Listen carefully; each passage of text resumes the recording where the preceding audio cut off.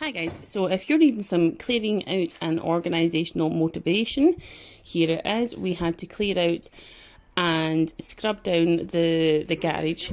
We wanted to do this purely because we don't have any shelves inside it, and as you can see there, everything was on the floor and that's not ideal.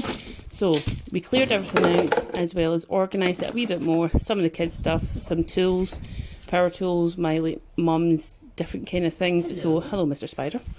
And this is my husband actually giving it a right good wash down as well as brushing it out. We left it to dry for a wee while and that's it there, looking a lot better. Then we got on with actually building these units up. These were from B&Q. They take about 18 kilos in total, which actually is really quite good for like the more kind of heavy tools that you've got. We got 3 of those and they were about £56 I believe per pack. Really easy to make as well, but you might need somebody to give you a wee hand pure because it was a little bit awkward at points. Putting everything back in and organising it a little bit more.